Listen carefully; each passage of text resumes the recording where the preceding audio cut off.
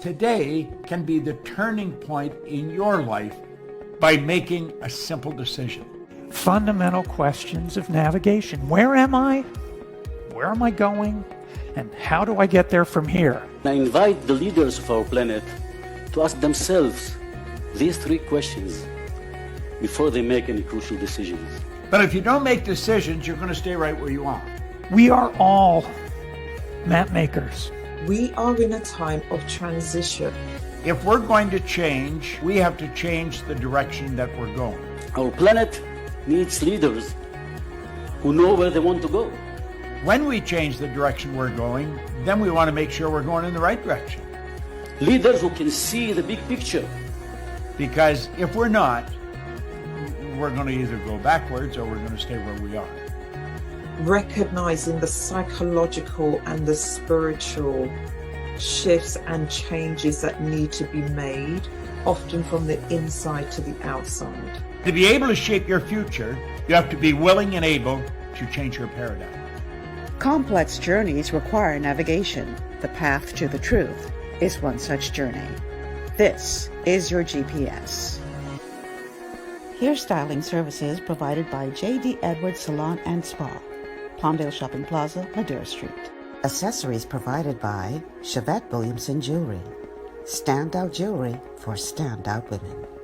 Wardrobe provided by Bahari Bahamas. Visit shopbahari.com. Good morning, everyone, and welcome to GPS Global Paradigm Shift on Glory 93.9 FM. I am your host, Michelle Malcolm, and as always, it's a pleasure to be in your company. Thank you so much for tuning in today. All righty, we got some ground to cover. We're calling this show today Political Chess Games, Pandemics, Politics, and Power. The three Ps. And in this instance, they're all intertwined. And we're going to be talking about that today and exactly what that means, what that looks like, and what it could mean for you and I here in the Bahamas. Now, my guest today, he and I have been talking about this now since I was on the station that I came from, the other place, right? From way back when. He and I were talking about these political chess moves, and he made some predictions that were, I mean, on point to almost to the letter. Yeah, I think he was off by 1 day of that original prediction in terms of what was happening here in our country. And it seems like, once again, the stuff that he has said on this show it looks like it's coming to pass.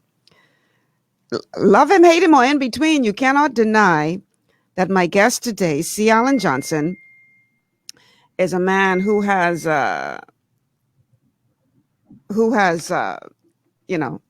his finger on the pulse of what is happening in our country. And they don't call him the critical thinker for nothing. And C. Alan is back on the show today, and we're talking political chess moves, pandemics, politics, power, and how they all intertwine. And so, welcome back, C. Alan. Thank you once again for having me. Okay, the last part of what you said dropped off, but before we dive into hearing what you keep talking, Michelle. Give me opportunity to go to my piece. Yeah, what I'm going to do in the meantime is I'm going to go, to our first our first clip. Our first clip. To give you a bit of background information, I think it was on Sunday. The leader of the opposition held a press conference saying you'll need to go register to vote if you haven't done so already, because we're getting word that, I'm paraphrasing here, obviously, we're getting word that tomorrow, meaning Monday, may be your last opportunity to do so, because steps are about to be made to take us into this early election. So that's what happened on Sunday. Monday, a bunch of people went to register to vote. And of course, the media goes to the prime minister to ask him, well, what's happening? Because according to the leader of the opposition, you getting ready to make some moves. And so his response was, and let's go to that clip with the prime minister responding to, you don't have that one yet? Okay. Do you have any clips yet? Oh, okay. He's working on the clips. So I'll just explain to you what's happening. So that was Sunday. Sunday, the leader of the opposition called a press conference to say, we are hearing that ballot boxes have been taken to the Family Islands. We're being told that our embassies abroad are being told to stand by. We see where all of the paraphernalia is in place, the Free National Movement's paraphernalia is in place. And from what we are hearing, this man about to ring this bell. So if you haven't already done so, please go and register to vote. That was Sunday. This is what I came back home to, because remember now I was on a little mini vacation and came back home, and my phone is flooded with all of these messages, and people forwarding this video to me of Brave Davis press conference and saying, boy, Michelle looked like UNC Allen was on to something. And so I've been hearing some say, boy, here, and it could be August. Some saying I hear it could be September. Somebody said to me, well, I understand that he said to, he meaning the prime minister, said to his some of his colleagues that when we come back to the House of Assembly in September, we're going to have some new faces with us.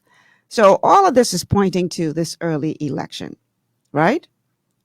So that was Sunday. Monday, a bunch of people flock to go and register to vote, and then the prime minister makes a statement.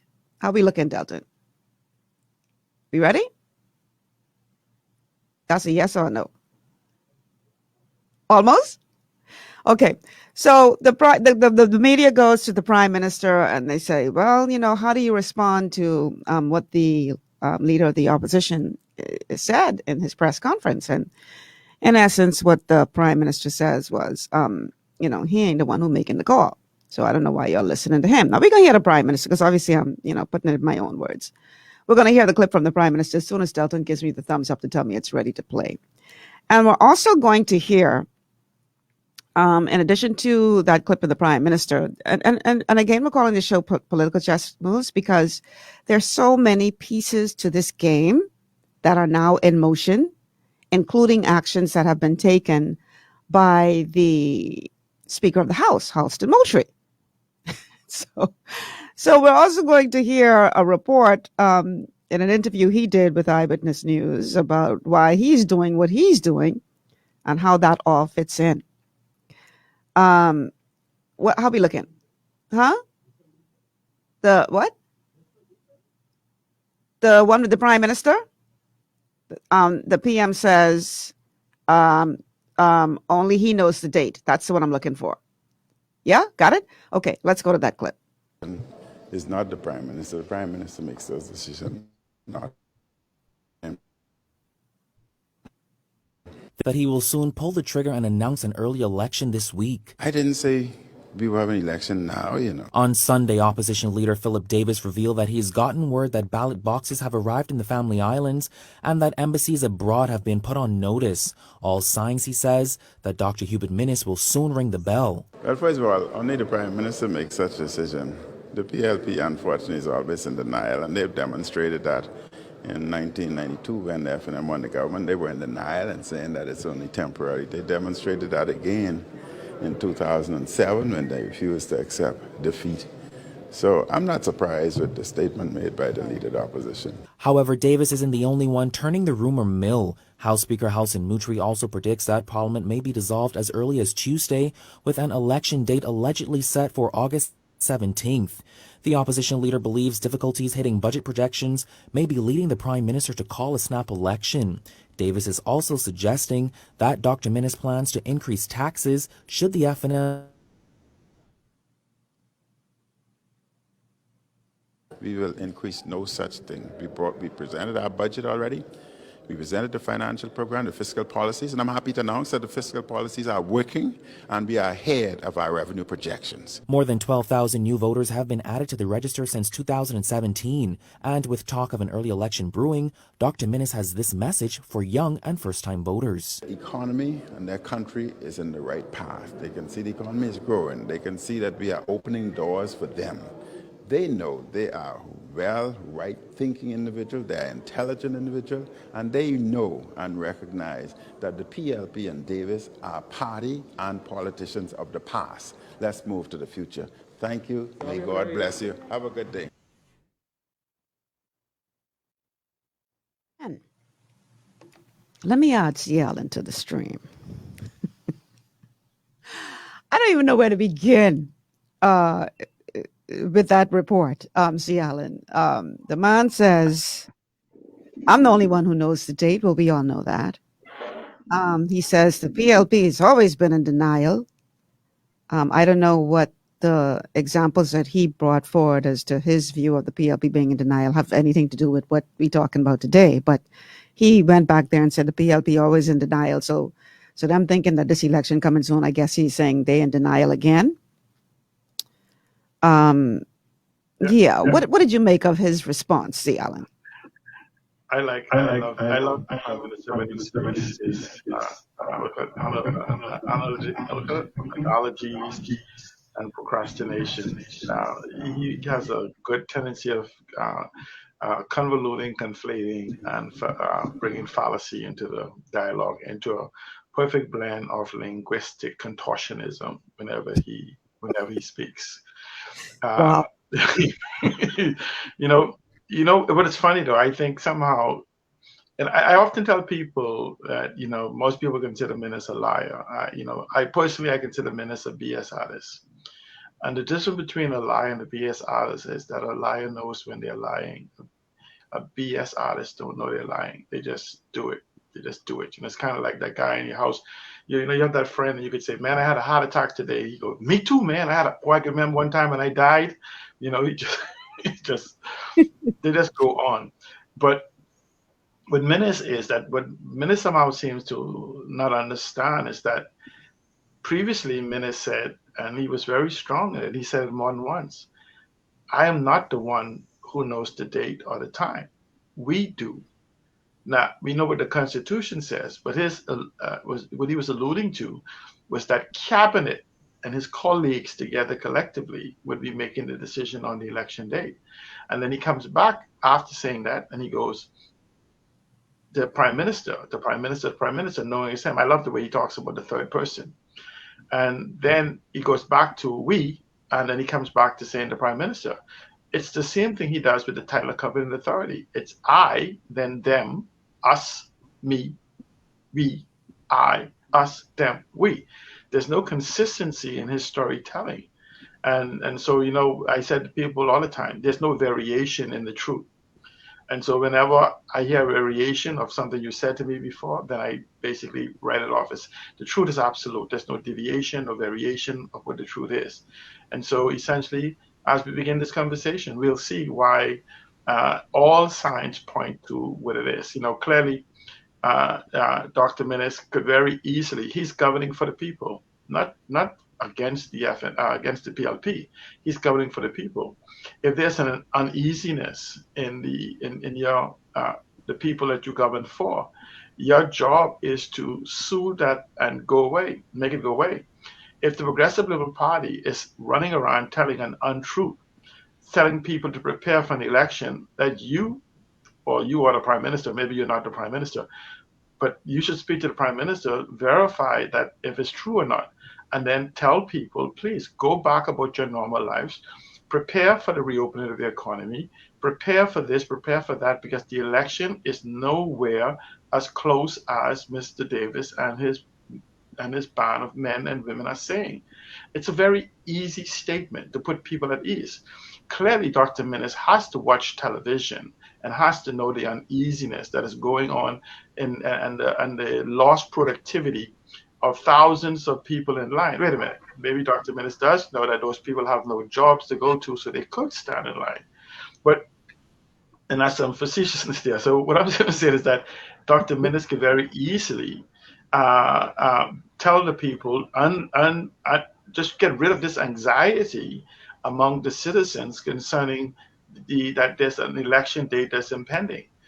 Clearly he has to know that there's going to be a level of diminished productivity in the country at a time when we can least afford it.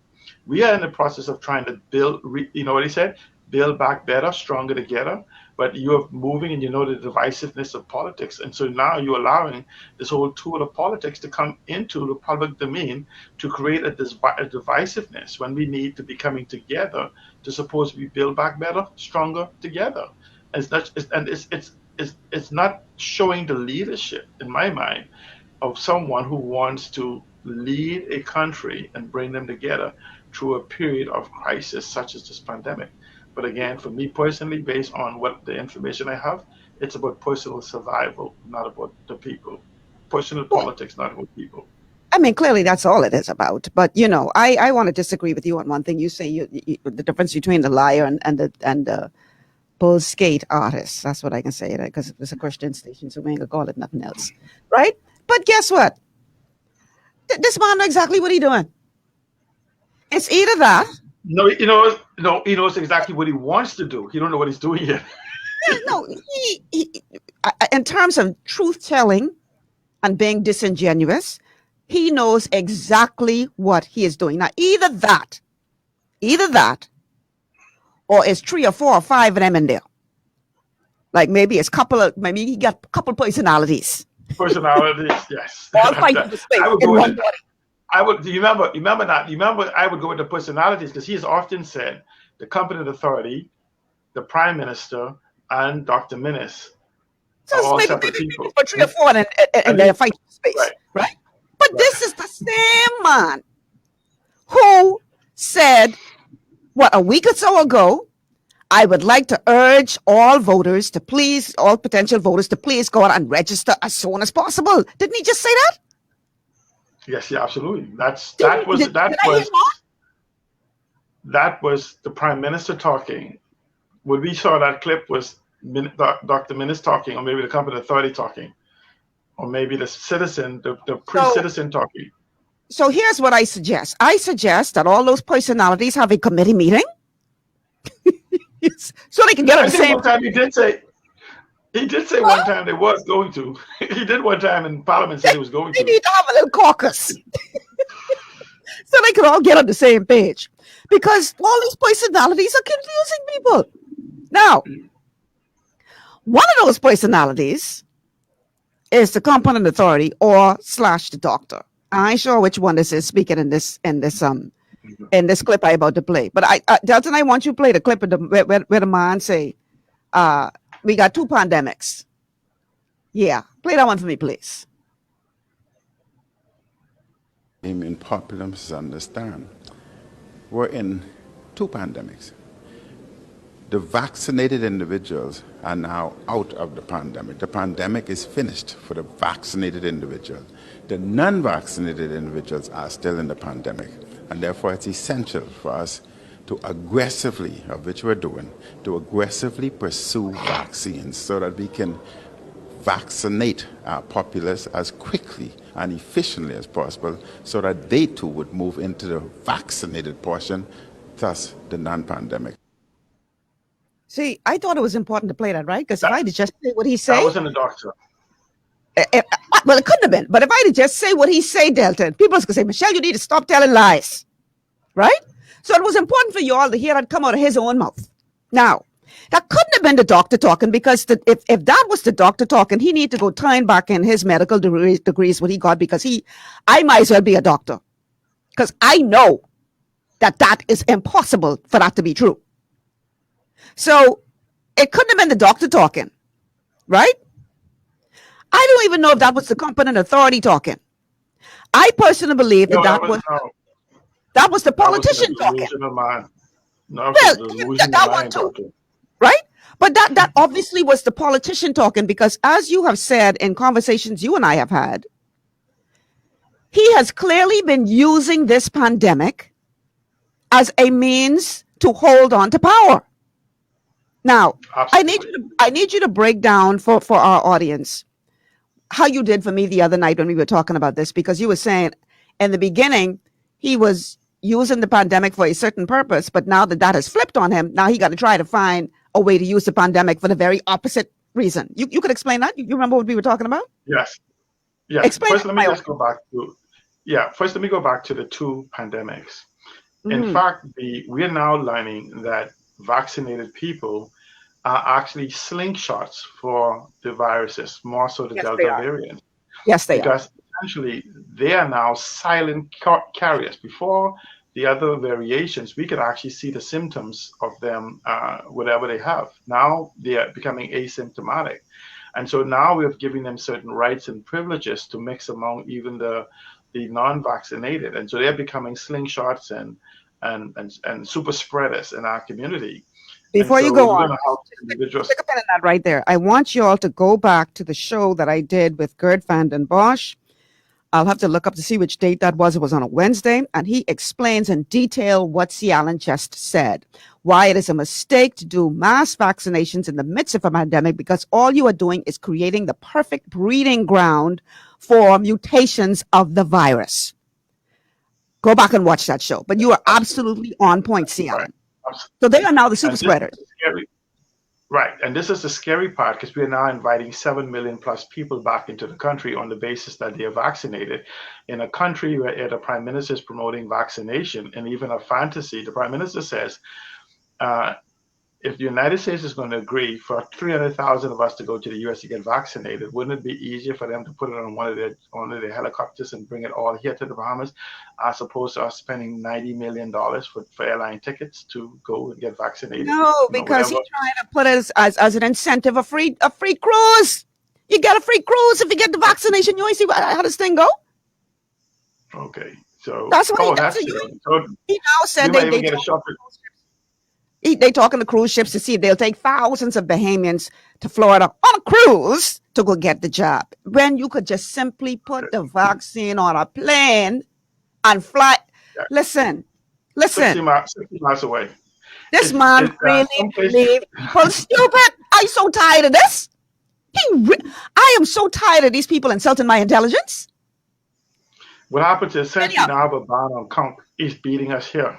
Man, look here. Conk don't get beat by us this. I want you to break down for the audience, though, what you explained to me the other night, how on the one hand, the pandemic was working for him in one area, but now he got a problem because the same thing what he used to hold on to power now is turning on him, and now he got to figure out how to flip the switch.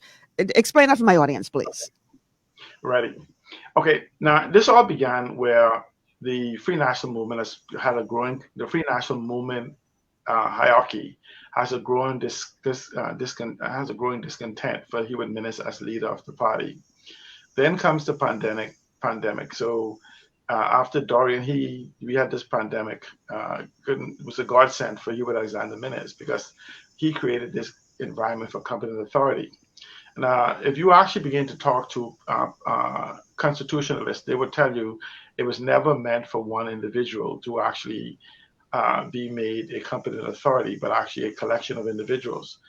Hubert Alexander Minnis often makes this argument that he's not the competent authority, it's a group of people, but it goes against the very law that he had passed, making him the sole authority. Not no group of people, not no advisors, anything. He's the sole authority by the very law that was passed. So, you would insult the intelligence of people that say, I passed a law making myself the competent authority, but after the law is passed, you can read the law and the law is being applied, and you said, no, but I want you to believe something else. So what the competent authority did, it actually suspended the constitutionality of certain rights and privileges. And a lot of times, individuals begin to think it suspends exclusively the rights of individuals. It practically suspends the entire Constitution.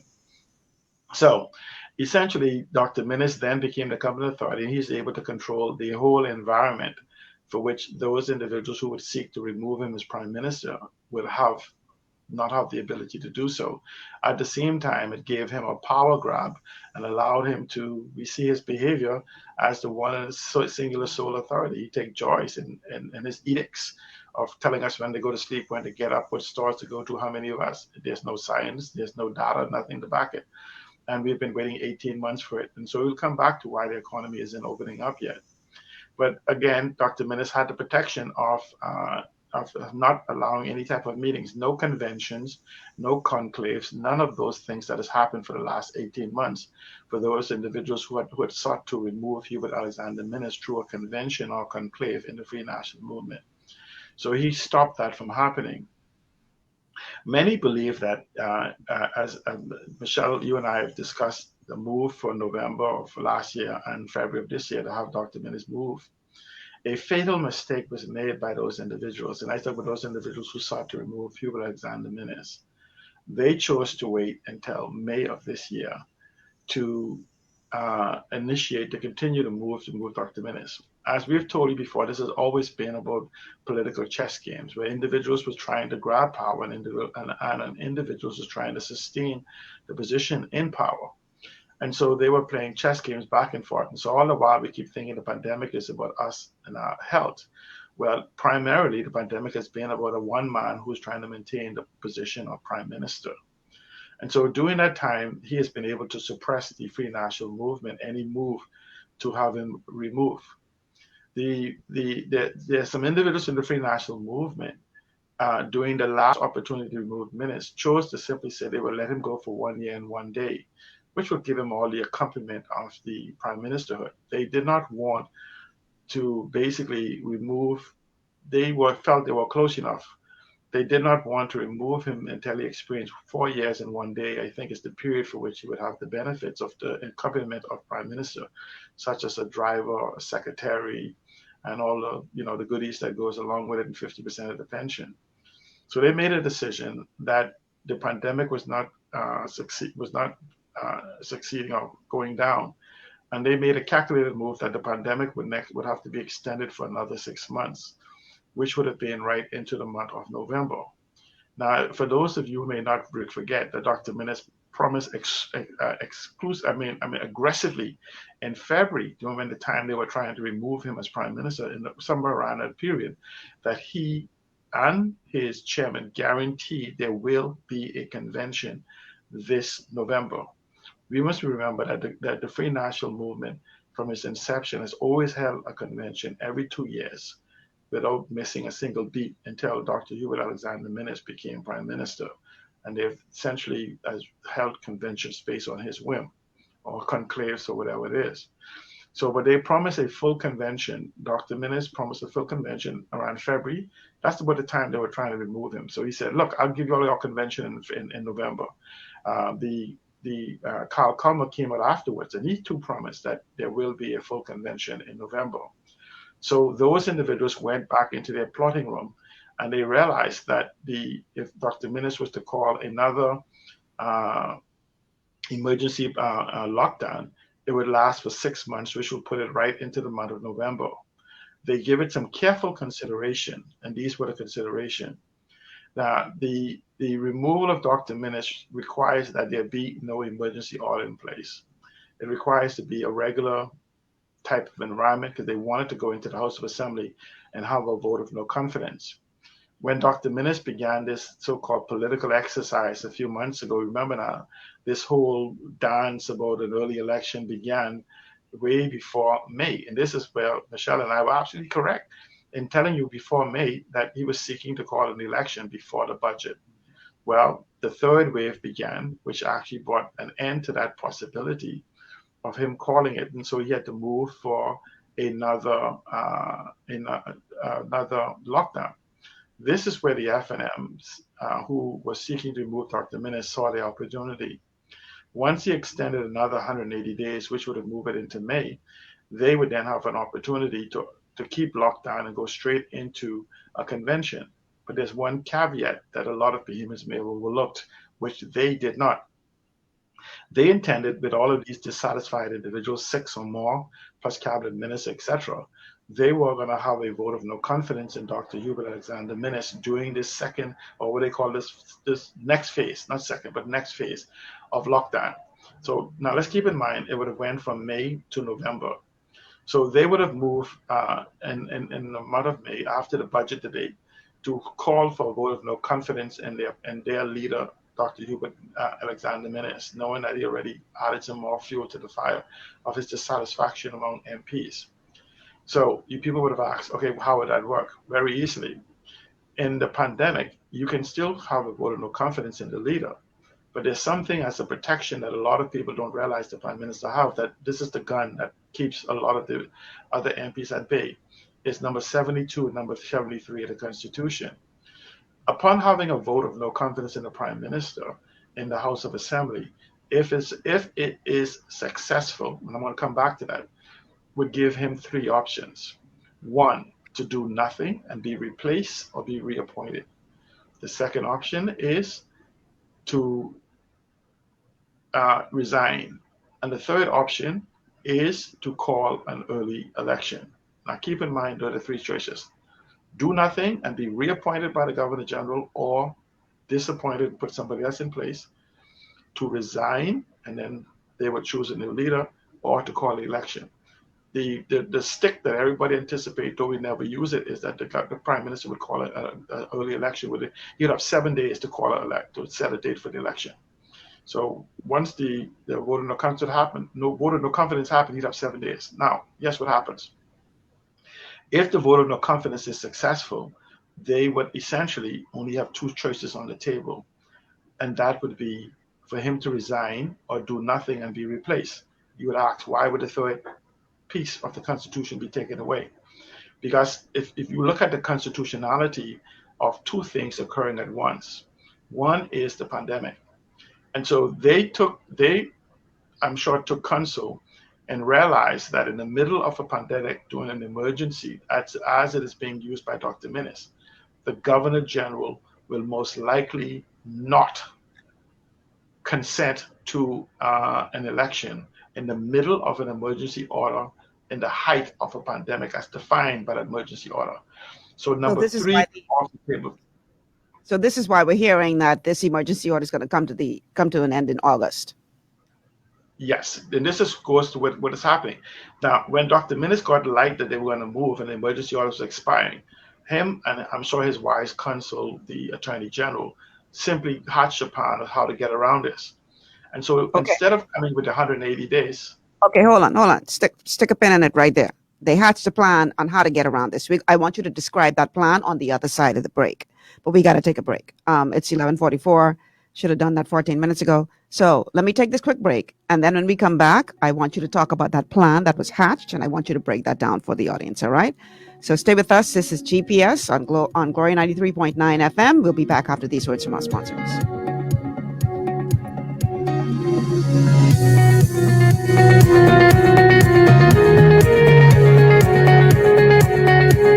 Glory 93.9 FM, the people's favorite gospel station. Excuse me. Good afternoon. Excuse me. Anybody have some American single dollars, please? Wait, shorty, you going foreign? No, hey, my mommy sent me to the cooler ice machine, but I only have Bahamian money. Oh, well, tell your mommy she late it. There's take Bahamian currency now, child. You heard right. Cooler Ice Bahamas now accepts U.S. and Bahamian currency.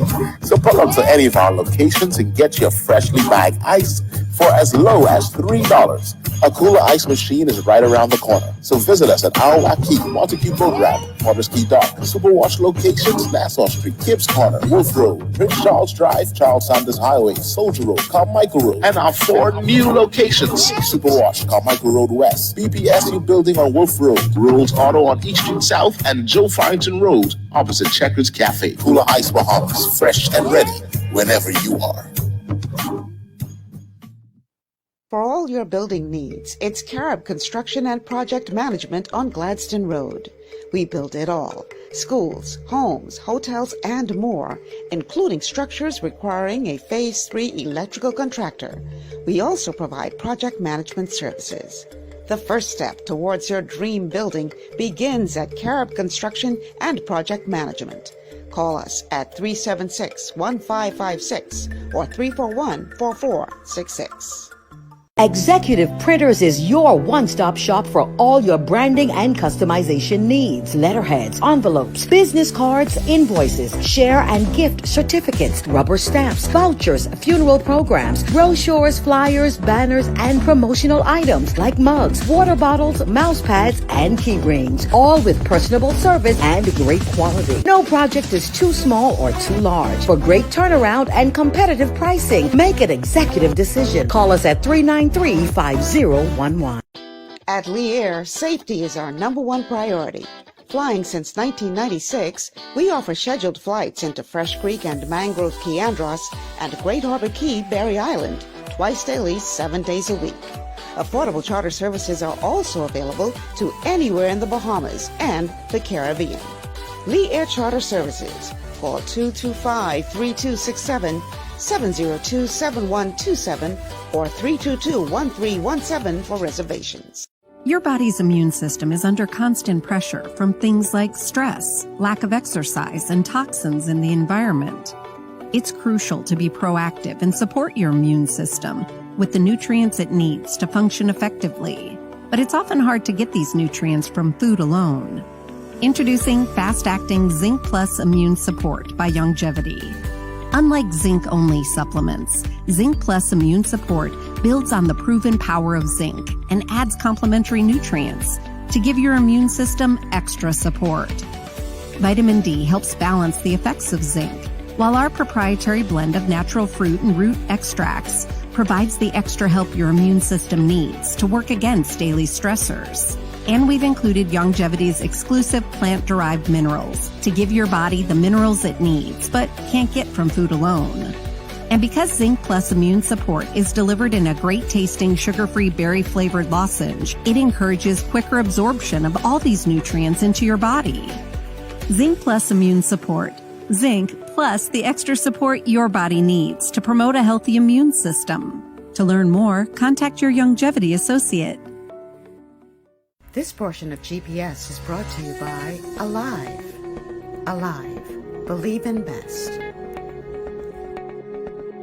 And by Tropical Gyros.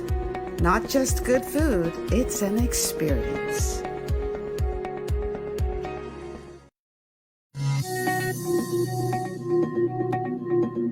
Welcome back to GPS, Global Paradigm Shift on Glory 93.9 FM. I'm your host, Michelle Malcolm. And my guest today is C. Alan Johnson. Our topic is political chess moves, politics, and power. That's what we're talking about today. So prior to the break, C. Alan, you started to talk about this plan that was hatched between the Prime Minister and the Attorney General, allegedly. So tell us the details of that plan as you know it. Yeah. There's two groups of planners. It's those who seek to remove Hubert Alexander Minnis as Prime Minister. Let me go rehash their plan. Their plan was that once Dr. Hubert Minnis called another lockdown for 180 days, which would have taken them into November, they would then use that opportunity to remove him as Prime Minister using two steps. I'm going to come back to those two steps. But Dr. Minnis got a win of the plan. That they had these two steps they wanted to use. Maybe I should explain the two steps first. Okay.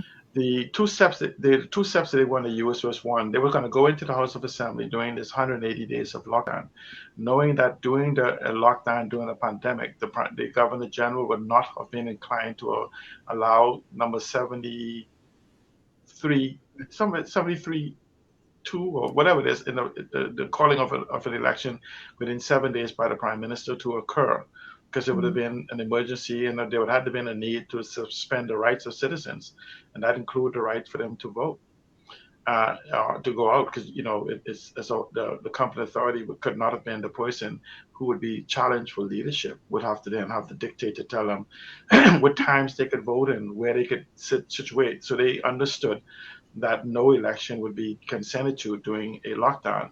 So should they have been successful in having a vote of no confidence in Dr. Minnis, they would have allowed only two choices, and both of those choices would have removed him as Prime Minister.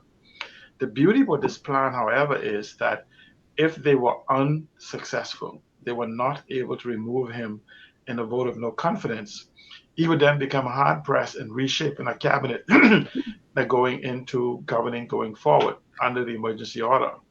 And he would have been challenged to actually revoke that emergency order for the mere fact of the reasons why he would be doing it. It would be known to the people. Yes, what would have happened? The emergency order would have extended into November. The FNM would have then had their convention with or without Dr. Minnis' consent. Now, you would ask, what happens? Dr. Minnis would have entered into a convention as a wounded creature. And they would have simply went into the convention and simply say, in spite of Dr. Minnis surviving a vote of no confidence, we have to remove him as leader because we cannot go into an election in the next few months with a leader saying we support a leader who we had a vote of no confidence in. And so it would have weakened him to make it easier to remove him at a convention. So they would have had two bites at the apple. One on the floor of the House of Assembly, successful, or whether they were successful or not. If they were successful, they would have had a new leader. If they were not successful, they would then have a second bite of the apple where there would be very few people who can argue that you could go into a convention with a group of individuals who give a vote of no confidence in a prime minister to then turn around for them to say they support him and he's the best person to lead. So the alternative would have been, even forcing the delegates to think about it, would be to remove Dr. Minnis from the leadership position. Dr. Minnis and his advisors, including, I'm sure, the Attorney General, got wind of this. So instead of allowing a full 180-day lockdown, you would see that they came back in May with a 90-day lockdown.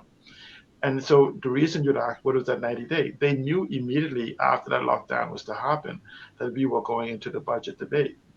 And so essentially, once the budget debate was happening, if you notice, as soon as they passed the budget, immediately he suspended Parliament until 13 weeks into September, which went past the lockdown date. And I'm sure within that date of August 13th and September 23rd, they figured that they can call an early election. And this is where you saw the accelerated move towards preparation for that election, because Dr. Minnis is afraid to essentially go back into the House of Assembly, knowing that this plot is to remove him as leader of the party, either on the floor of the House of Assembly or in the convention.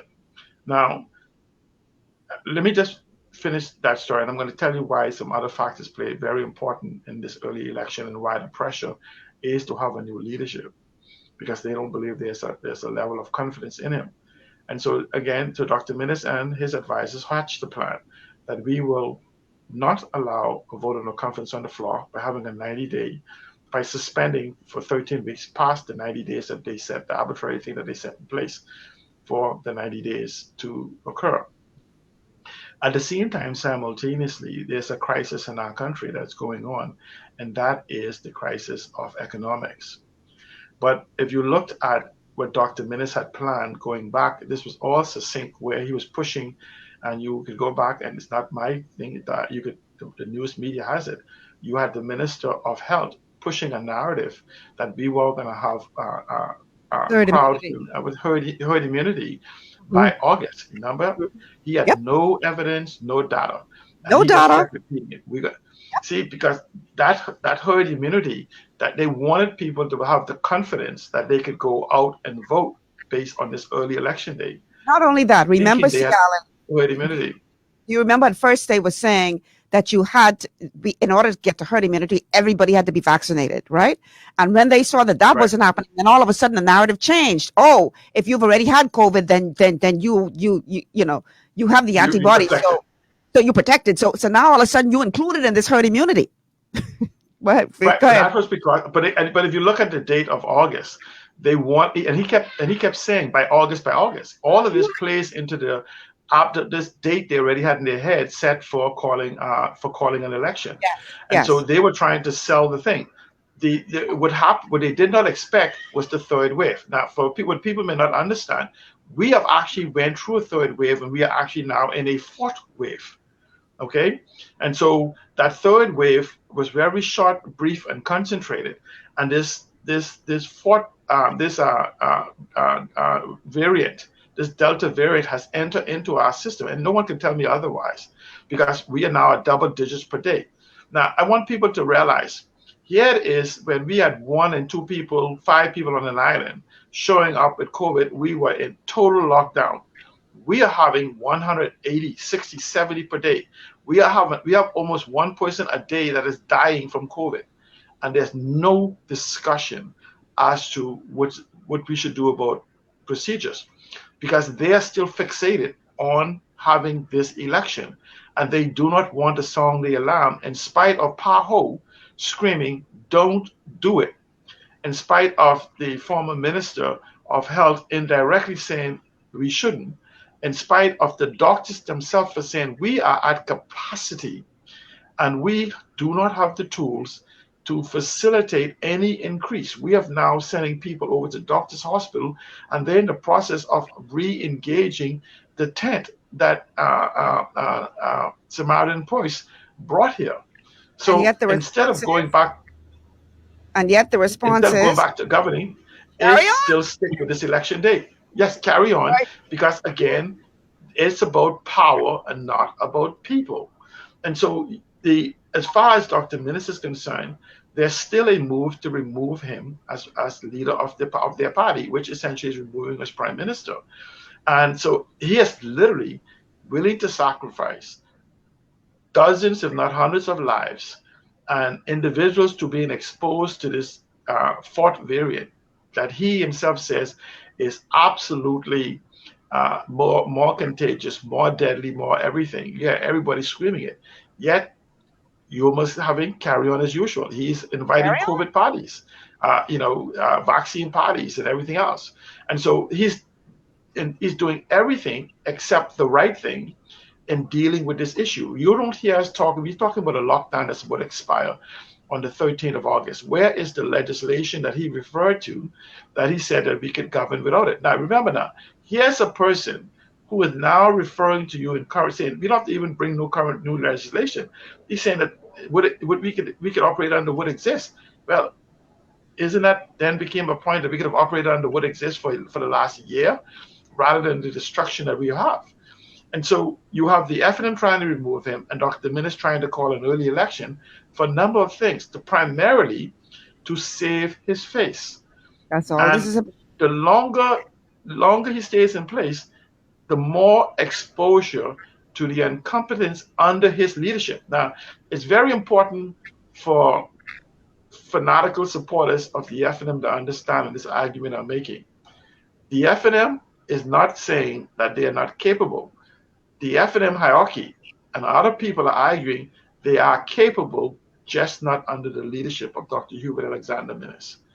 And they believe by virtue of changing that leadership, they can have a dynamic shift in ideas, policies, and procedures that will actually create the environment for a viable economic recovery for citizens to give them an opportunity to be reelected. But Dr. Minnis is playing save CYA, as we call it, cover your whatever as we call it. And so they're trying to remove him, and he's trying to stay, and the country is dying in the process. Because Dr. Minnis will not shift back to what we elected him for, and that is one of governance, one of doing what is necessary for the survival of his people and the country as a whole. Now, and you ask, what do you mean by that? While the FNM is trying to remove him, he's trying to survive. Our economy is going to the dogs. We have no economic recovery report. On the 13th of August, our economy is going to reopen its fully against the advice of PAHO, the medical doctors, and all the advisors. Do you notice that we're no longer having these conversations from the COVID team, et cetera, to have conversation? I put to you is because none of them would sacrifice their professional integrity to tell you in the middle of a massive outbreak under this Delta variant that they would support the position that Dr. Minnis have. They already stretched their credibility in the last statements they had, they went like almost in the grade, like you said, they went to the show and put their toe in the water. You're losing being their credibility. very diplomatic when you say stretch their credibility. 'Cause I think that doesn't pop. Right. But anyhow, continue. Right. And so, but they're saying, they're pulling back. They're saying there's no way we could go and justify not having any data, not having any policies, procedures, or any strategy to deal with this variant. And we can go and tell people it's okay. It's absolutely fine for the economy to open up. Where's Dr. Regis? Where's the other doctor that we pay as a consultant? Where's these consultants? Apparently, if Dr. Minnis is consulting with these so-called authorities, these authorities would not be in the public domain saying opposite of what he's saying. We're saying that we don't have enough nurses. Doctors are overworked. We don't have enough doctors. You had the Minister of Health screaming, "Oh, we're going to be trying to see if we can hire as much of these new doctors that just finished their pass-through or whatever." And so we are in a crisis, not faced by our country in the history of the Bahamas. And we are not getting true leadership coming from Dr. Hugh Alexander Minnis. And the FNMs knows this. And I would find that even the most hardened fanatic can refute anything of what I'm saying concerning our preparedness to open up our economy to an all-out, having no authority to tell anybody wear a mask, having no authority to tell anybody to social distance, having no authority to tell people not to have parties, no authority to tell people not to go into clubs or restaurants or any major opening to the beaches or movie theaters. That expires. So under what authority would you then now tell people when we are in the largest spread of this in this pandemic? And so there has to be another play, and the only other play could be politics and not the lives of people. And so when we begin to look at so what you're saying is the very thing that he was using, manipulating to hold on to power, that's now turned on him. It's absolutely flipped. Yeah. Because for him now to make the argument that he's made for 18 months, if he is to be consistent, he will then have to face the very possibility of being the first prime minister to be removed artificially by his very peers as opposed to the electorate. So Dr. Minnis is simply taking the position he would rather the people remove him rather than to have his incompetency exposed or basically authenticated, because first, it's already been expressed in his removal as leader of a majority opposition. And so if you now move him as prime minister based on the same premise, you would then authenticate that he was incompetent as a leader in the country. And so in spite of we all know of his incompetence, he believed that in our minds, or in his mind at least, he would be able to make the argument that the people move me, or the people move the FNM, not me. Because he most likely, in his mind at least, win his seat. He maybe haven't learned from the lessons of Perry Gladstone Christie.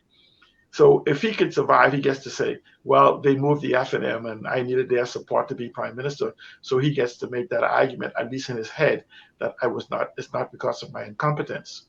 And so at the same time, our country is facing a crisis. If you can imagine, if we go for the next 6 months, that's 180 people, that's 180 mothers, fathers, aunties, children who will have lost their lives. The impact of that would be phenomenal. And if you begin to open up the economy and you have exponential spread among individuals that begin to mix, you could literally, at the hospital, they will have to make life and death situations. They'll have to look into the crowd and decide who lives and who dies. Because if you only have a limited amount of ventilators or oxygen generators or whatever it is they use in their treatment, you once you reach that capacity, you can't share it. And so if a person, for the lack of it, would die, then guess what? Some of us will have to die so Dr. Minnis could maintain his pride. And carry on. Yes, carry on, yes. Carry on. And party away. At the same time, inviting people into the country where you're requiring vehemence to test, to prove that they are COVID-free. And at the same time, you're telling that there's not This is not our opinion. The opinion is that vaccinated people are carriers. That's a fact. It's not a guessing. Okay, yeah. They are silent carriers, essentially potentially silent killers. And so we're not talking about 400,000 people for which we could bring it under control. We're talking about a variant where consistently individuals where people will enter the country in groups of thousands at a time, known as tourists. And we have no strategy for how to behave. If you look at the news is a good example of our unpreparedness. More than 50 to 75% of the people on the news have the mask under their nose. The number one entry into the body is through the nasal cavities. And so here it is, everybody's wearing their mask on their chin. We haven't even mastered the proper use of masks or of sanitation. And so so when the media carries this without correcting it, and you have news media people and even people that interviewed, it permeates a message that it's okay to wear it the way you're wearing it, which then leaves you to expose. If you're going to wear a mask on your chin or just over your mouth, save yourself the trouble. Don't wear the mask at all, because you've left the number one entry. I've seen people wearing the mask on their chin do this. I was like, oh, so without sanitizing your hand, you just put it to your nose. Yeah. Quite frankly, the whole mask thing, I mean, the majority of the masks that are being worn ain't stopping the virus anyway. Hey, hold on a second now. Dr. Minnis started a new industry in this town. Yeah, he started a new industry, and that was all a fashion statement, because the microscopic virus easily penetrates through cloth. Come on. Absolutely. It does. All somebody has to do. Right.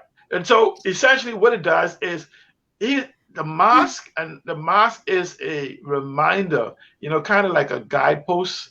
You know how it says yield? It's kind of like when you see the mask, it clicks in you to, okay, separate. So it's kind of a reminder, like you say, the mask becomes a tool in reminding us that we are in the pandemic. And so if you keep the social distancing, right, but if you keep the social distancing, it doesn't prevent you. It gives you a certain level of reducing, like 25% or what. It's a very small reduction, but I guess you say it's like you say a broken condom is better than none. I don't know. I don't know. This is a Christian station. Okay, sorry. It catches most of it. Okay, but all right. The problem is that now let's talk about. I don't know if we're close to a break or not, but the reason why we have an early election is also the reason why the FNM knows that they need a dynamic shift in policy concerning the economics. Remember, Dr. Minnis. Yeah. Stick a pen, because we do have to take a break. And we also have to talk in this political chess game about the move that the Speaker of the House made, because he made a move. Absolutely. We got to talk about that. So stick a pin in that thought. We're going to take this quick break. When we come back, we will continue the conversation about political chess moves. And I'm calling this pandemics, politics, and power. They are all intertwined. We'll be back after these words from our sponsors.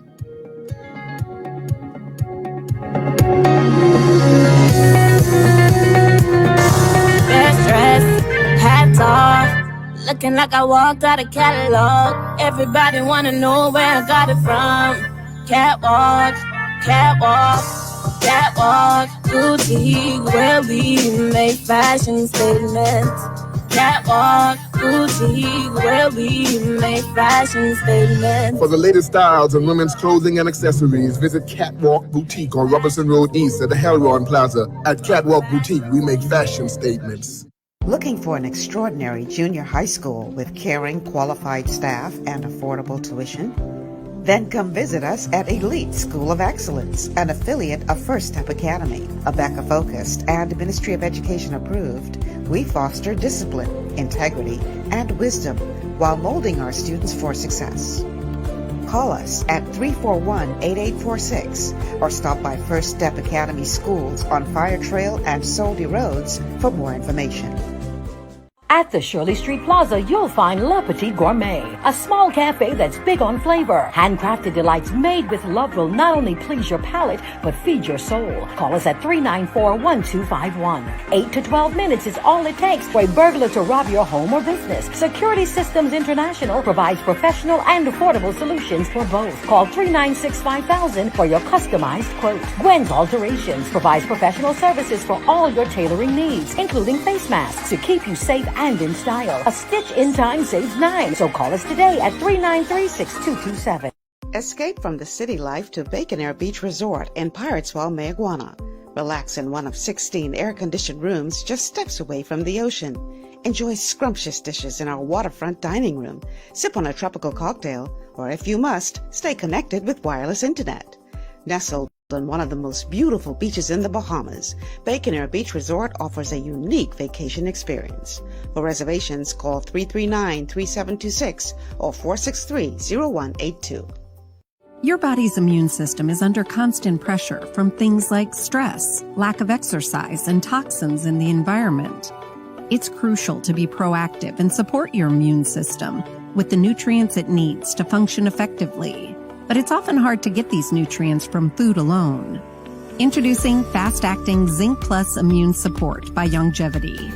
Unlike zinc-only supplements, Zinc Plus Immune Support builds on the proven power of zinc and adds complementary nutrients to give your immune system extra support. Vitamin D helps balance the effects of zinc, while our proprietary blend of natural fruit and root extracts provides the extra help your immune system needs to work against daily stressors. And we've included Longevity's exclusive plant-derived minerals to give your body the minerals it needs but can't get from food alone. And because Zinc Plus Immune Support is delivered in a great-tasting sugar-free berry-flavored lozenge, it encourages quicker absorption of all these nutrients into your body. Zinc Plus Immune Support. Zinc plus the extra support your body needs to promote a healthy immune system. To learn more, contact your Longevity associate. This portion of GPS is brought to you by Easy Car Sales, home of the electric vehicle. Visit easy242.com and free yourself from gas.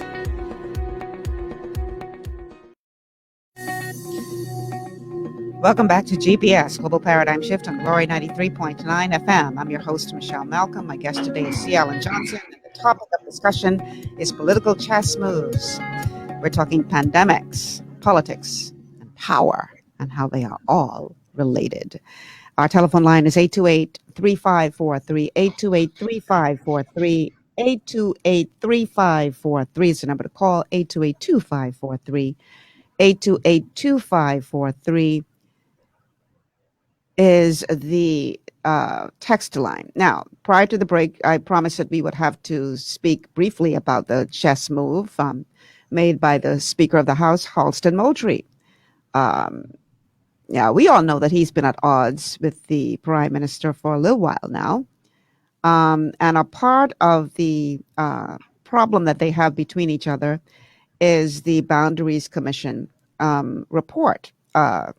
Mr. Moultrie is of the view that there need to be changes made because some constituencies have, I think, up to 2,000 more voters than others, and he thinks that there needs to be some adjustments for the sake of parity. And apparently, the Prime Minister and others do not necessarily agree with that, and Mr. Moultrie believes that the reason why they don't agree with that is because he suspects that there may be some desire for gerrymandering. So let's go to this report by Eyewitness News, who got an exclusive interview with Mr. Moultrie about his chess move. Next general election be held by August 19th, while House Speaker Halston Moultrie seems to think so. In fact, in an interview with Eyewitness News, Moultrie says he believes the Prime Minister will dissolve the House following a cabinet meeting tomorrow. He listed several reasons why he thinks that will happen. I know that the government is under extreme pressure to be able to borrow the amount of monies that is required under the new budget.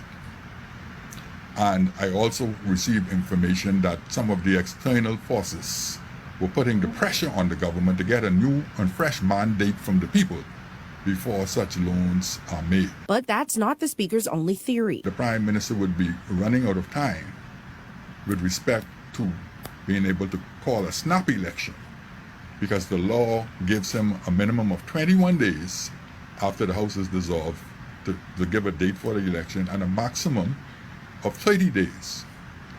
And so when I started counting from, at that time, it was the 16th of July, I determined that for the Prime Minister to meet the legal requirements, he would have to dissolve the House by next week. Moutry also predicted that the Prime Minister will allow the emergency powers to lapse in order to be able to hold mass rallies and gatherings. However, he says he does not believe an early election will be in the FNM's favor. Because the longer the election is delayed, the more likely it is that the economy would have time to recover to make the circumstances better for the governing party.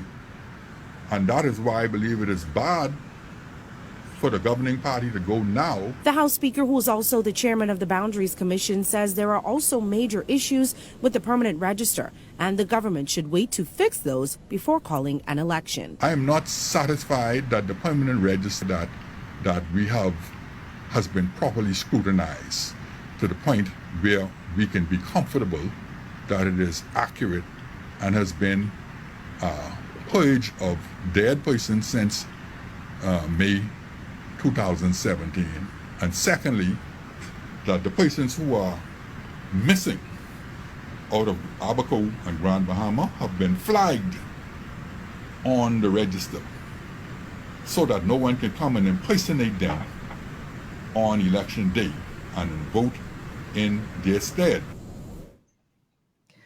All right, so that was the Speaker of the House, Halston Moultrie, in an interview with Eyewitness News, talking about the chess move that he has done.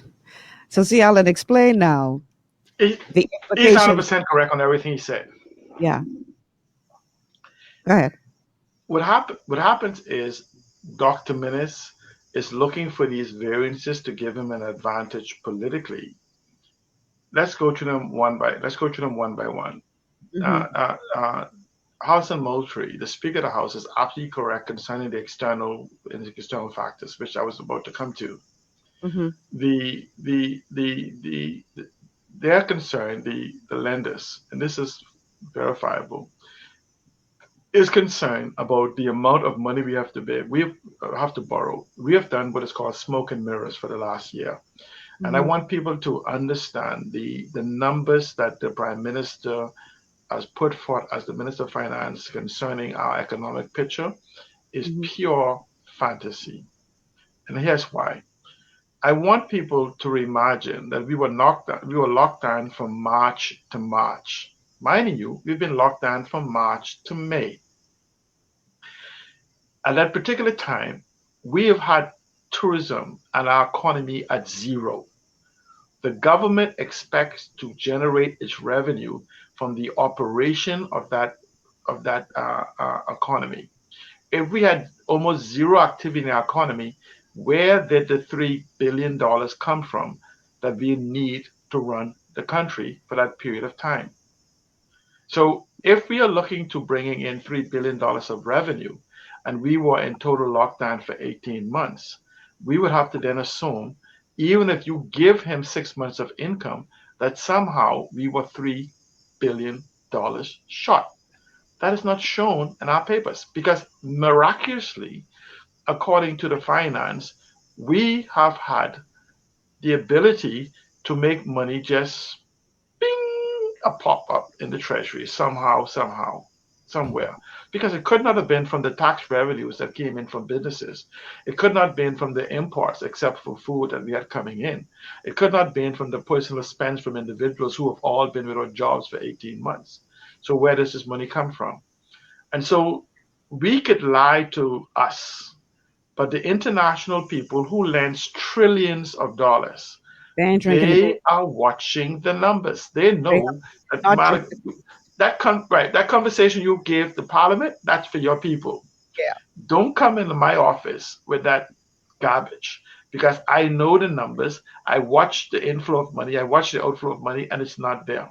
Mm-hmm. So they're knowing that the Prime Minister now only has 9 months if you use the calling it by May, or less than a year. They know that any policy position that he takes to guarantee the loan could be reversed on the first day after the election by a next administration. Exactly. And they're looking for guarantees. How can you guarantee me that this policy position would be adhered to by another incoming administration that is not you? It can't be, because our Constitution, in spite of the stories we hear about not being able to change contracts with foreign investors and all these other different things, because we changed some of them, the Constitution does not allow one administration to bind another administration. Okay, so if the PLP comes in and they decide that they don't like this policy position, they change it. What if another fantasy of alternative parties comes in and they are totally lost as to the way the economy works or what to do? They simply know that, okay, they'll just come in with torches and burn the house down, because the arrogance of their ignorance will only put our monies in jeopardy. These people don't lend us money because they like us. They're in the business of making money. And so, being that Dr. Minnis cannot give them a policy guarantee position, they have not been forthcoming in expressing interest in buying the current debt that the Bahamas government has.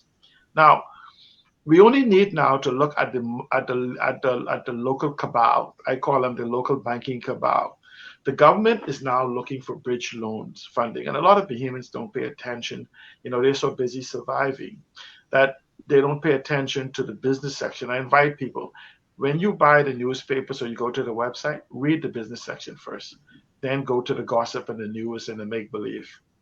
But in the business section, by reading the business section and paying attention to what's happening with the central bank and other banks, you begin to realize that the banking cabal in the Bahamas have not taken the government up on providing its bridge funding since the budget has been passed.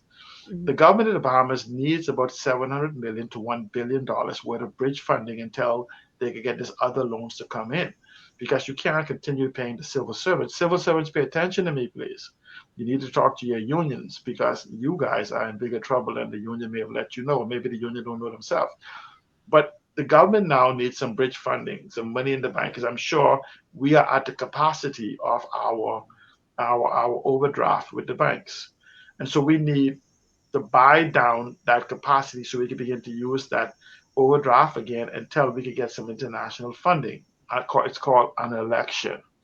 So what happens is that the banks themselves are looking for what they call a parachute safe clause. They want to be able to have it's a word for it. I don't know. It's not mad, but it's a way, like, guarantee a way out.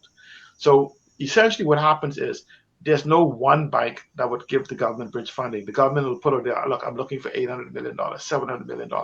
And all the banks in the cabal would get together and says, I'll put $50 million towards it. I'll put $20 million towards it. I'll put $150 million towards it. I'll put, whatever amount towards this amount that the government want. But they're looking for an exit clause. The banks always look for an exit clause. And the government cannot give them any exit clause, because the government cannot provide any source of revenue that can guarantee when it's time for this loan to be called, the government can pay on demand. So the government now has... They have to have a new money. Yeah, so because essentially the government can't... So the last thing Dr. Minnis needs is that in the next month or so, that civil servants can't be paid. Now I want you to imagine this. Civil servants already stretched to their capacity, some of them lending money to family and friends and children and everything for them to survive. You try having them, where they normally be paid on a Thursday, mess around and let that money don't hit the bank by Thursday night, and see the trouble you'll have on Friday morning.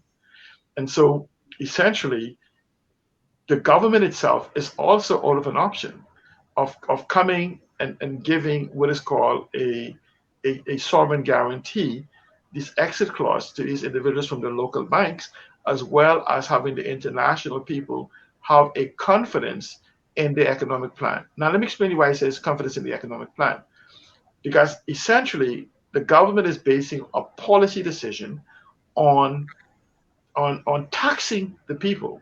And Brave Davis is absolutely correct. I mean, with all due respect, I would say to you that the PLP will be faced with no other option but to raise taxes themselves. And they can say it's the F&M fault. They say it's Minnie's fault. IMF will be here. So it's Minnie's fault. But essentially, in the absence of a growth plan, the international people will look for a means to raising revenue. The only way government raises revenue is through taxes, our government at least. So exactly without this growth plan, this is where the Economic Recovery Committee is supposed to come in. If there's a strategy strong enough and viable enough for the international people to buy into it, then we can simply continue the battle of Minnis preserving his leadership, as opposed to both Minnis preserving his leadership and the company and the country that's burning. Now, it's important for us to realize the relations between the two of this. So instead of governing, Minnis and his administration knew this for at least a year. Every single month, the financial secretaries and others keep a daily account on where we are financially. So the Minister of Finance absolutely knew exactly where we are. But instead of focusing on bringing resolve to the crisis, the impending crisis that we were coming to, he has spent his entire time focusing on protecting the position as opposed to protecting the people. And so we have no strategy for the opening of the economy. We have no strategy for the economic rebuilding of the economy. We're going back to the same old stories of RCI or RCL in Grand Bahama, the hotel, the harbor. You see him digging in all of the things on his desk that was before him to see if he could just throw it, manure to the wall, see if it stick type of environment, whether they have funding. So it's just an economic chaos that the country is facing, and we have no strategy to get us out of this. The most important thing we need now, we need to face the economic reality where we are and tell Dr. Minnis, and actually we need to tell the F&M MPs individually, that we don't care about the honorable member from Kalani. We care about the 399,999 of us surviving. There's an expression, when you go to work for certain intelligence agencies, they ask you, give me 1 minute, or less than a minute on this. They ask you a question. And Dr. Minnis, let me speak to you on this. When you go, they have an IQ, they have a test. I don't know what they call it. They ask you a question. If you and 99 individuals on the boat, I want people to listen to this question very carefully. If you and 99 individuals are on a boat, and you need to kill one person so that the rest can survive, can you? That's question number one. The question number two, if you and 99 people are on the boat and you need to kill 10, is number two. What about 30? Number three. What about 50 is the fourth question. What about 75 is the next question. What about 90 is the next. Then it comes back to the first question. If you and 99 individuals on the boat, can you kill one of them for the individuals for the rest to survive? Notice the first question and the second question is the same. One has a caveat. If you cannot answer yes to every single one of those questions without explanation, then you will be disqualified to serve as in those intelligence agencies. And let me answer those questions for you. If you and 99 individuals on the boat and you can't kill one for the rest to survive, you all die. You can't kill 10 for the rest to survive. It didn't say might. It says if you don't kill 10, you all die. Can you kill 10? Yes, you have to. Yes, you have to kill 50. What if you have to kill 90 for 10 to survive rather than all dying? The most important question though, in that test is the final question. They ask you, if you, which is the same as the first question, if you and 99 individuals are on a boat and you need to kill one so that the rest can survive, can you? And the answer again is yes, same as number one. But it's a caveat to that question. They said to it, what if that one person is you? If you cannot sacrifice yourself so the rest of your team can survive, you're unqualified. So I'm saying to you, Dr. Minnis, if you want the Bahamas to survive, focus on governing, not on your position. That's what we sent you there for. And the Bahamas is at a critical role where leadership is needed. And we need individuals, and this is what leadership does. Leadership puts them in position to protect the people. That's your purpose of us sending you there, not for you to have some title or position. And so we are in a crisis right now where we need leadership that is willing to give themselves so that their country can survive.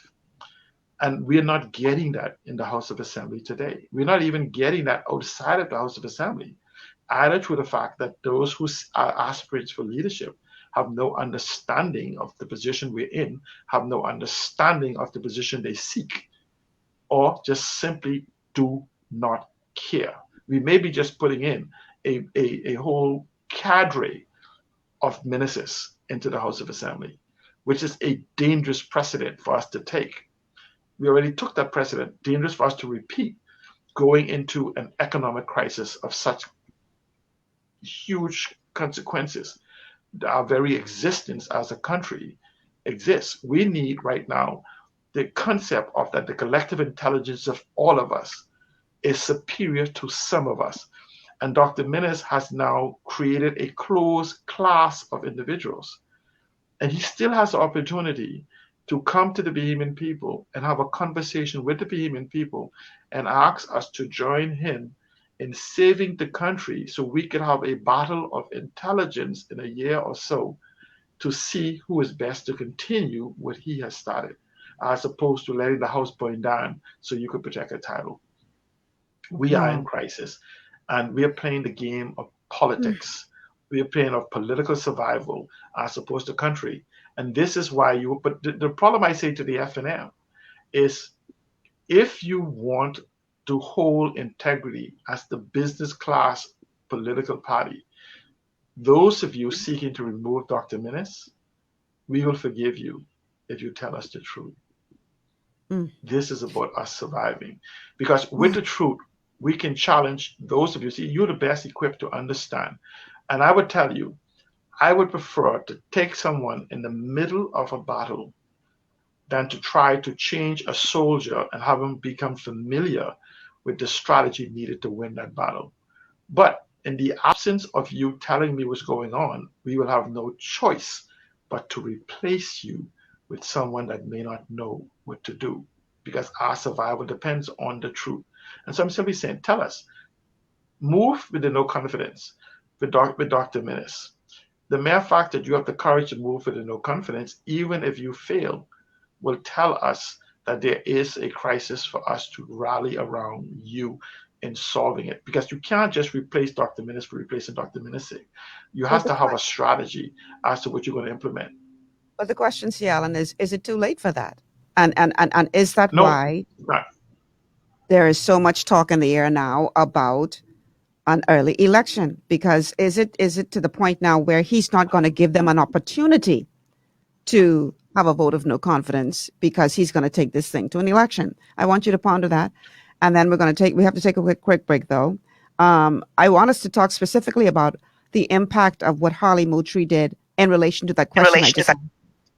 Has Harley's move now put Minnis in a position where his back is against the wall, even more so than it was?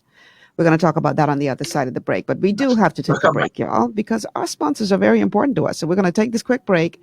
And then on the other side, we're going to continue with this conversation. The show today is Political Chess Moves. We're talking pandemics, politics, and power. We'll be back after these words from our sponsors.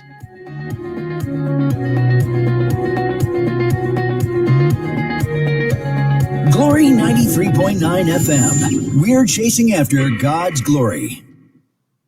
Ocean Blue is the best in seafood. Hey, hey. Fresh out the water and affordable too. We got fish, conch, lobster, shrimp, everything you want. Ocean Blue got it. Ocean Blue, friendly and clean, best service you ever seen. Ocean Blue is the best in seafood. Hey. Fresh out the water and affordable too. Hey. Ocean Blue Seafood, we are here for you. Ocean Blue Seafood, no one else will do. Ocean Blue Seafood, located on Burnett Road. Contact us at 393-2160. Understanding your microbiome, also known as your gut ecosystem, can change everything you thought you knew about nutrition, digestion, immunity, and metabolism. Keeping your gut ecosystem healthy and balanced is essential. Ultimate Microbiome by Youngevity was specifically formulated to optimize this ecosystem. It provides the advanced support your gut needs through prebiotic, probiotic, and postbiotic supplementation. Our unique blend of probiotics includes Lactobacillus and Plantarum, healthy bacteria that can help prevent harmful bacteria from taking over your gut. Increasing your gut's population of beneficial bacteria creates a more balanced gut microbiome, which has been shown to aid in weight loss, skin health, sleep, mood, and may even help with seasonal allergies. Ultimate Microbiome also promotes the production of postbiotics. Postbiotics are key to help regulate your gastrointestinal health. To enhance digestion, Digizyme Multi-Enzyme Complex, a blend of 5 specific enzymes, has been added to Ultimate Microbiome. It can help break down food so your body can better absorb nutrients.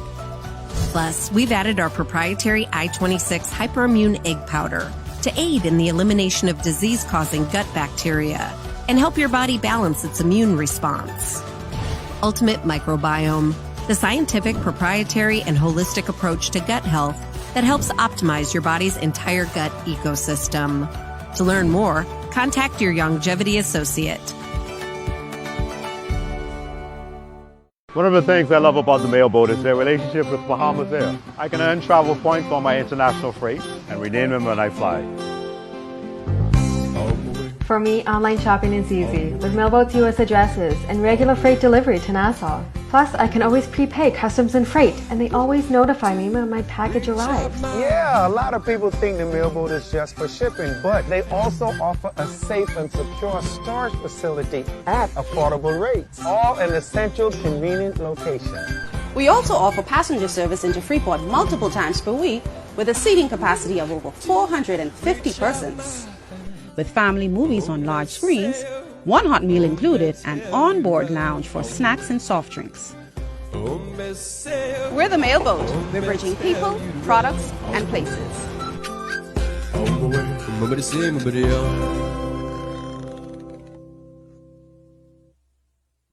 To stay healthy, it's crucial to make sure you get the nutrition you need every day. But it's difficult to get all your recommended vitamins and minerals from food alone. Even in the United States, 94% of people are deficient in at least one nutrient. Beyond Tangy Tangerine 2.0 by Youngevity is a simple, convenient, and affordable way to help your body get the essential nutrients it needs. It's an advanced plant-driven multivitamin mineral complex that contains certified organic whole foods, trace minerals, and antioxidants. BTT 2.0 supports your body's natural defense system with a proprietary blend of energy-boosting and body-loving nutrients, plus prebiotics, probiotics, amino acids, and enzymes that support digestion. With an unusually high ORAC score of 8,000, you get even more antioxidants to help combat free radicals that can cause damage to your cells. But to get the most benefit and value from any multivitamin, your body must be able to break down the nutrients so you can fully absorb them. Otherwise, they'll just pass through your system without doing any good. Beyond Tangy Tangerine 2.0 was specially formulated with synergizing cofactors to ensure you get maximum nutrient absorption. Beyond Tangy Tangerine 2.0 is the easiest way to give your body the balance and complete daily vitamin mineral supplement it needs for optimal support of your overall health. To learn more, contact your Youngevity associate. This portion of GPS is brought to you by Tiki Bikini Hut at Junkanoo Beach. Great food, cool tropical drinks, and family fun in the sun. And by BMP Liquidators. High quality furniture and home goods at very reasonable prices.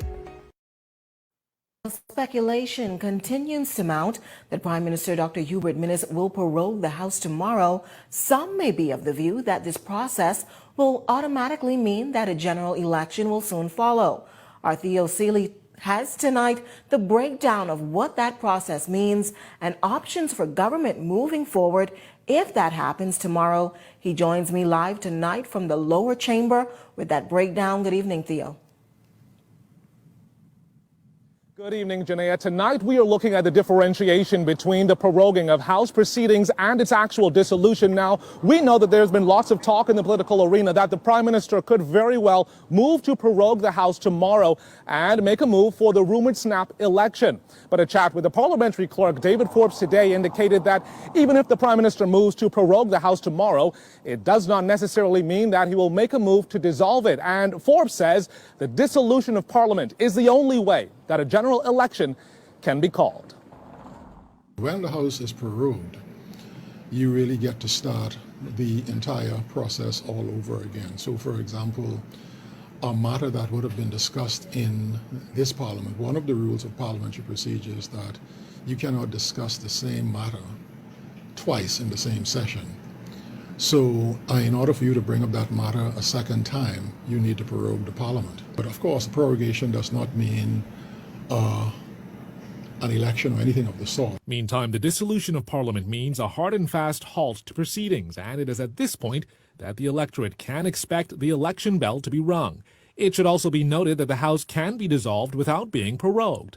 Now that that's been clarified, Forbes explains when the electorate can take a prorogation as a writing on the wall for an impending dissolution and a general election. When you have a prorogation approaching 5 years, you know that the dissolution will be following shortly thereafter. The Parliament is scheduled to be dissolved in the year 2022. So if you get a prorogation now, it may go into an election, or they may decide to come back and wait until 2022 to dissolve the Parliament. Now, if the House is prorogued tomorrow, there are two proclamations that will have to be made. One to prorogue proceedings, and the other indicates the date that the House is to reconvene if it is not dissolved. Prorogation really gives the Prime Minister a considerable amount of flexibility in how he wants to proceed, what he wants to do, in terms of whether he may not be fully made up in his mind which date he wants the election to be on. So he has the next, until the prorogation sets, the time the prorogation set for the next sitting of the House. He has until that time to come with a dissolution so that everything will fall away. And that means if the Prime Minister does prorogue the House tomorrow and sets a new date to reconvene at any point this year, there's no timeline on when he would need to move to dissolve the Parliament. Sometimes it happens within a day or two. Sometimes it happens a week or two afterwards. But whatever that prorogation says, even if it sets a date for the next House of Assembly to meet, a dissolution supersedes all of that. 3 items for discussion on the table tonight for the Prime Minister to choose from. He can prorogue House proceedings tomorrow and choose to reconvene at a later point this year. Or he can choose to prorogue the House and then move to dissolve it, making room for that rumored snap election to be true. Then there's option number 3. The Prime Minister can simply dissolve the House proceedings tomorrow, which means that a general election is on the way. Okay, so see, Alan, that was a report from Eyewitness News. Which of those 3 you think the Prime Minister is going to go with? And how does the move that Harley Moultrie pulled affect that decision? Let me come back to Harley Moultrie, because it's very important, because Harley Moultrie ties into the first option, which I think would be the most reasonable thing to do. The first option is to prorogue, and that's simply to get rid of everything on the docket, and for the Prime Minister to put what is called an abbreviated agenda over the next 12 months that he has. And he does have 12 months. He has literally until August, I think, August 23rd of 2023. Because the first of all, Parliament is dissolved on the 5th anniversary of the first sitting of the House, which happened on the 23rd, I think, of 2017. So it's not May 10th. We are actually dealing with the 23rd of May for the first sitting. If he fails to notify the Governor General of a date by midnight of that night, it then flips into the Governor General setting the date. So right up until the midnight of the 23rd or 24th, whatever is the sitting, the Prime Minister can simply set the date a couple of weeks or a month away, whatever allowed by the Constitution, he can set it. So he has until that particular date. I think it goes straight until August, if I'm correct. But let's not debate that. And I'm simply saying that the Prime Minister can prorogue rather than proroguing, then dissolving, or simply dissolving, noting the crisis we're in, by simply setting an abbreviated agenda that actually brings an economic plan to the people. It brings in certain things that he wanted to address, such as campaign reform, the immigration reform, and accepting what it comes from the boundary, which comes back to how the House and Moultrie argument concerning parity and equity in governance.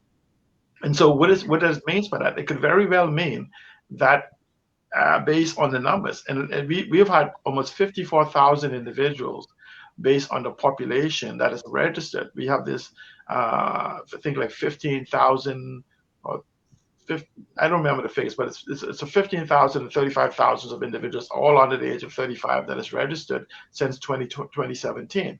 If we don't have proportionately 30,000 or 50,000 people that died, and I don't think it has occurred, automatically it means an expansion of either the number of representatives, because we could bring parity at least on New Providence. And there's always been a debate, and we don't need to get into it now. There's always been a debate as to what the Constitution meant concerning that parity, as they never intended for the power to run it, to lie on New Providence exclusively.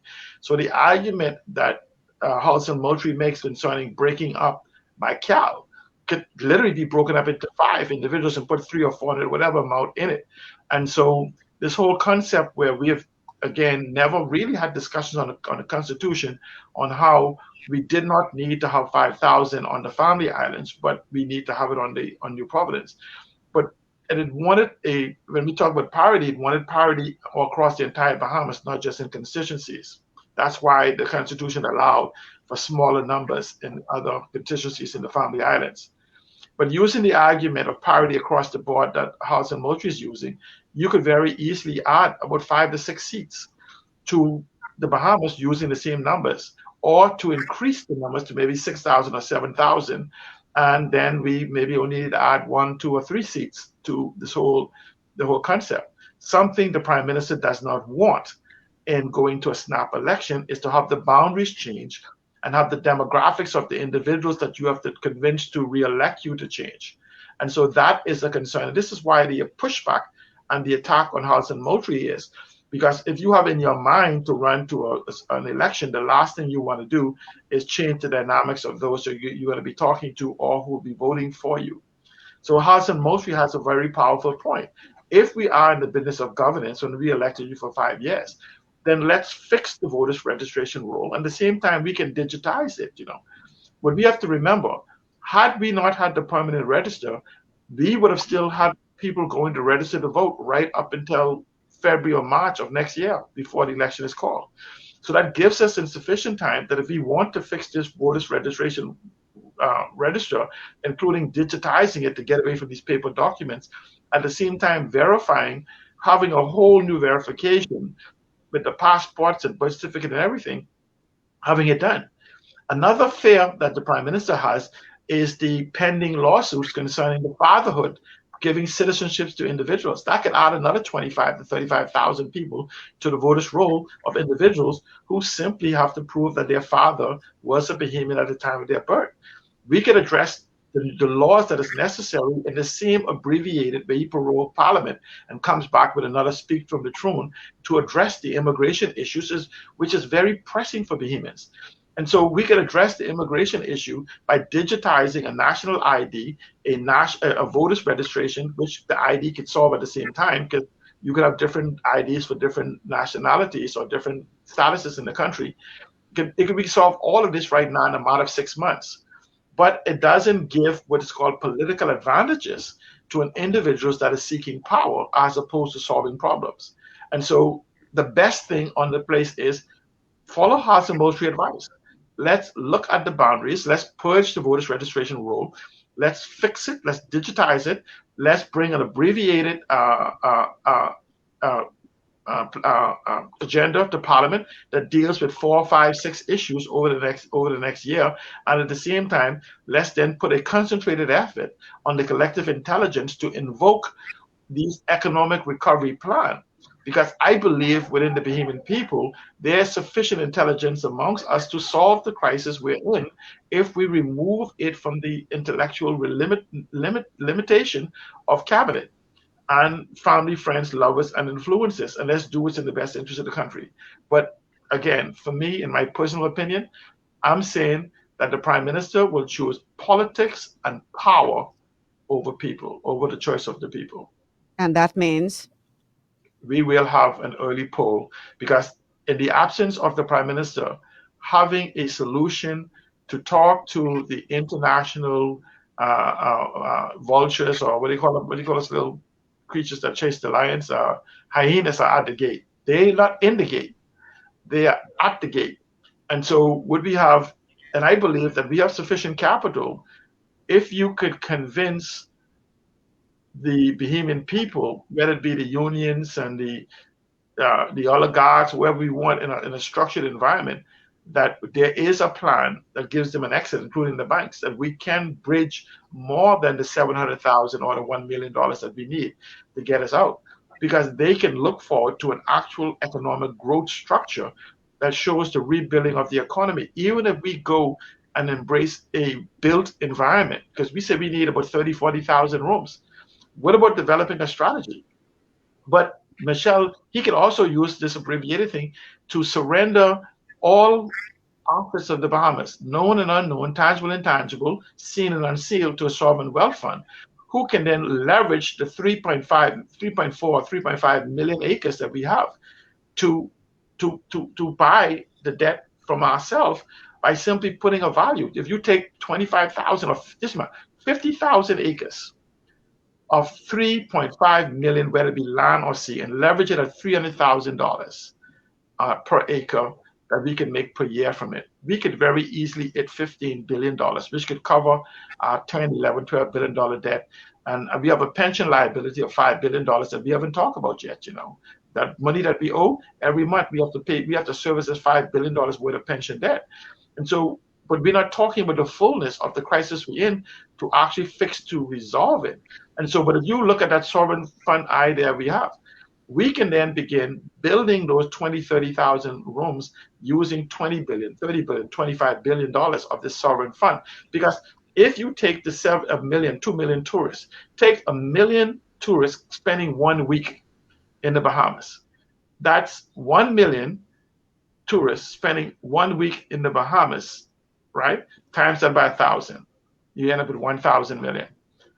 That's 1 week per year that they will come and spend. So there's no money, there's no problem in money, but the problem in doing what I just said democratizes the economic structure in the Bahamas, which then democratizes the power structure in the Bahamas, because you would then have 1 million, probably you'll have 1,000 millionaires that will happen. So we can service our debt by restructuring our economy and putting the power in the hands of the people, putting the economics in the hands of the people, because the built environment that we need to build these 30,000 rooms, and these are not mega hotels, these are bed and breakfast and VRBOs, would actually carry the Bahamas for almost the next 5 to 10 years, just in the built, and we will build a purpose-built tourism model and a purpose-built hospitality model, recognizing that tourism is what people do. So we could build these experiences and the forts and everything else. We don't have to give them the way for management, that the sovereign fund will handle it. And then we can then come and embrace the hospitality is what people experience. Because we somehow don't understand that tourism is what people do and hospitality is what people experience. So when you look at the medical tourism and the sports tourism and the blue ocean and the wellness tourism and all these different models, religious tourism, we can create multiple tourism models in our country, hospitality models in our country, that then gives them things to do as part of the tourism, the tourism aspect of it, and actually surrender this economy to 20 or 30,000 families who will become millionaires in the next 10 years. But it requires a paradigm shift, a social contract that we don't want to talk about. You paint a beautiful picture. Beautiful picture. A possible picture. It's very possible. Love the colors and the shades and the hues, and just a beautiful picture. And it can be done now. Our reality is we have a leadership that loves power. I'm sorry, I'm not holding my breath, because how long have we been promised some economic stimulus report? But pause that right there. We have never demanded it. And I think what it was Hudson Mosley said we have to demand other people. Yes, where the demand comes from. Frederick Douglass says, power concedes nothing without a demand. right? And I add to that, power does not concede to the demand of an emasculated constituent. What does that demand? Nothing from on your need. How do we demand? How do we demand it? Because we have the opportunity right now to shape the conversation. We have people knocking on our doors that we haven't never seen in our lives and probably will not see again for another 5 years once we elect them. We have the opportunity to now to tell them what we want, not what they are promising us. Now, you know, what we have here in the Bahamas, imagine that some guy knocks on the door to you and says, Michelle, I have a cure for what you have. And you say, who are you? You say, do you know me? He says, no, I have never seen you before, but I have your name on a list of people who I could sell a cure to. And you go, but am I sick? And you go, I don't care. This is the cure for what you have. That's what the politicians are doing. So I'm simply saying is, if we know what the problem is, then what we need to do is stop allowing these political leaders to sell us snake oil and these charlatans who have the cure for something they don't even know that you have, to just now have a conversation and choose the message we want, choose the Bahamas we want. Then we can choose people who is competent and capable of doing it. Then we can use on a weekly basis to hold these individuals accountable. It's us. Anything that's been done to us is by us and with our implicit permission. And if we want the Bahamas, I think Selena said it best. If Bahamians are not prepared to fight for their country, they don't deserve it and they won't have it. And I'm simply saying is that we can fix this. Dr. Minnis is playing for politics. The other people are playing for placement. And we must choose to choose for people.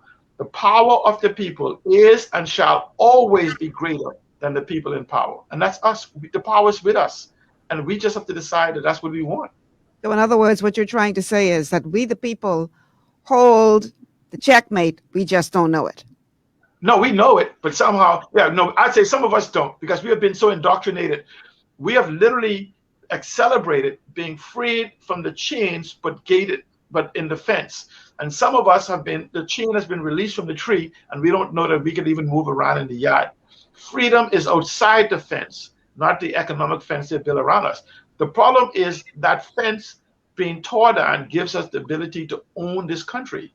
And that's the conversation we should be having. And we should see, ministers can't call an election if we actually get up and begin to scream in our loud voice in unity and says, we won't take it anymore. And if you call an early election, we're gonna have to appoint an opposition party. Wow. As always, C. Allen, you packed a punch today. Thank you so much for all of the knowledge. I guess we all have to just wait and see what happens. We don't have to wait, no. We can start calling your MPs. Every time they knock on your door, call the radio shows, call everywhere, post on your Facebook page, everything, and simply say, we don't want an election, we want governance. Let them know that you want governance. And the fanatics, I want to say to you, the house is burning, and they're telling you the heat you're feeling is from the sun, not from the fire. Don't believe them. Good point to end on. Thank you so much, C. Allen, once again for helping us to make sense out of the madness that we see going on around us. Appreciate you, man. Thank you so much. Thank you. All right, guys, that's going to do it for today. Wow, that's a lot. I think I got to go watch the show a couple of times to try and unpack all of that and digest everything that C. Allen presented us today. A lot of information. We will all be waiting to see what the Prime Minister does. Very interesting. All right, that's going to do it. I'm Michelle Malcolm. Tomorrow is Wednesday, so we are going to have another Wellness Wednesday show. Don't miss it. Don't miss it. Be there. Going to be bringing you some very important information. Thanks so much for tuning in today, and I'll see you guys tomorrow. Have a good afternoon.